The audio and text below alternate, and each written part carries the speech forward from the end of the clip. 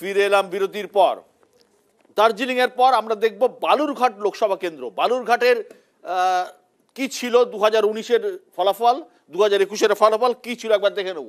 বালুরঘাট 2019-এর লোকসভা নির্বাচনে জিতেছিল বিজেপি, জিতেছিলেন বর্তমান রাজ্য সভাপতি সুকান্ত মজুমদার। ইটাহারে তৃণমূলে গিয়েছিল 27,000 ভোটে, কুশমন্ডিতে তৃণমূলে গিয়েছিল 740 ভোটে, কুমারগঞ্জে তৃণমূলে গিয়েছিল 18,000 ভোটে, বালুরঘাটে বিজেপি এগিয়েছিল 39,000 ভোটে, তপনে বিজেপি এগিয়েছিল 23,000 ভোটে, গঙ্গারামপুরে বিজেপি এগিয়েছিল 22,000 ভোটে, আর হরিরামপুরে তৃণমূল এগিয়েছিল 4,000 ভোটে। অর্থাৎ তৃণমূল 4টে জায়গাতে এগিয়েছিল, কিন্তু বিজেপির যে 3টে লিডটা অনেক বেশি সংখ্যায় ছিল।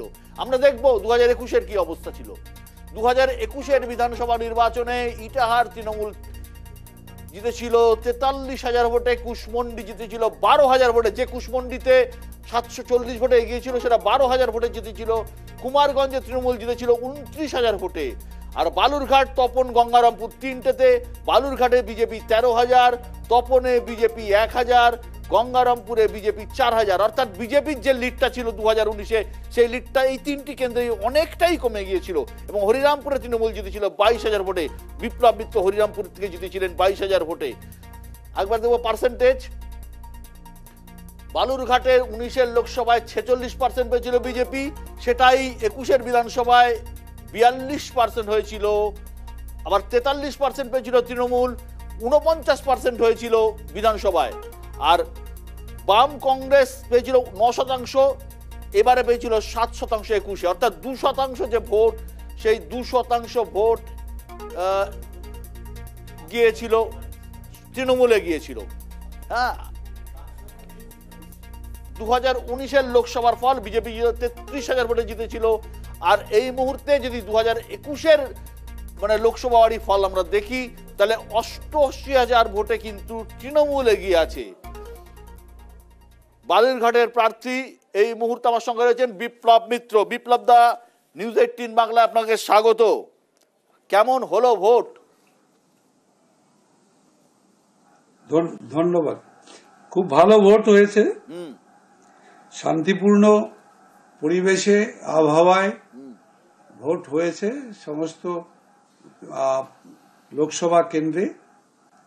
কোনো জায়গার থেকে কোনো রকম আমাদের খারাপ কোনো খবর আসেনি, ভায়োলেন্স অথবা কোনো গন্ডগোল বা কোনো আমি নিজেও ঘুরে বেড়েছি, তাতে কোথাও আমরা অশান্তির কোনো ব্যাপারটা দেখিনি আমরা।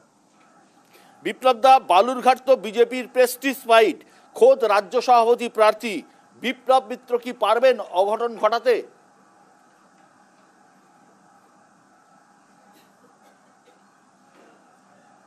আমি জানি না অঘটন বা এটা অঘটন বলে না ঘটনা বলে আমি জানি না, তবে এটুকু বলছি যে সিটটা তো আমাদেরই ছিল 14 সালে, তো সুতরাং এবং সেটা তখন আমরা 14 সালে জিতেছিলাম 1,07,500 ডিফারেন্সে।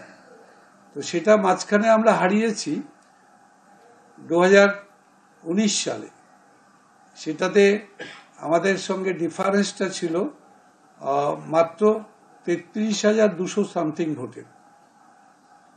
এবার কিন্তু আবার পূর্বের জায়গাতে ফিরে যাচ্ছি আমরা 14 সালের জায়গায়।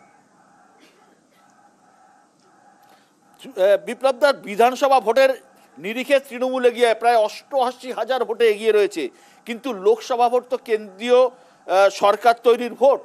হ্যাঁ, সেটা কোনো ম্যাটার করবে নাকি মমতা বন্দ্যোপাধ্যায়ের যে প্রকল্পগুলো সেগুলো ম্যাটার করবে, লক্ষ্মীর ভান্ডার এবং অন্যান্য কিছু?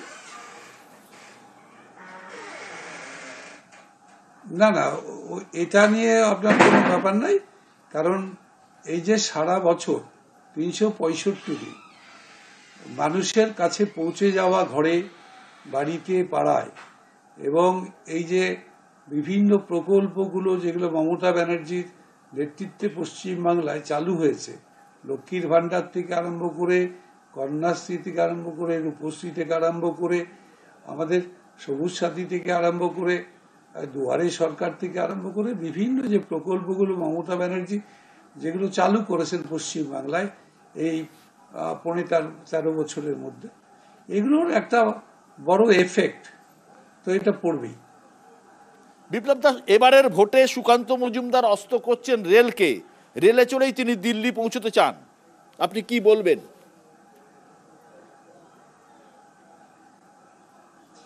দেখুন, উনি বলছেন রেলের নাকি উনি উন্নয়ন করেছেন। আমি জানি না কি উন্নয়ন হয়েছে।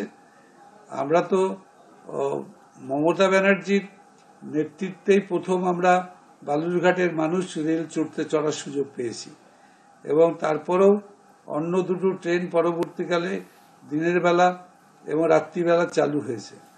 তো সুতরাং তার চাইতে নতুন কোনো ট্রেন এখানটায় চালু হয়েছে বলে তো আমি আর জানি না। খালি নামটা পাল্টেছে, ট্রেন তো একটাই থেকে গেছে। অনেক অনেক অনেক অনেক ধন্যবাদ বিপ্লব দা আমাদের সঙ্গে থাকার জন্য, অনেক ধন্যবাদ। কেয়া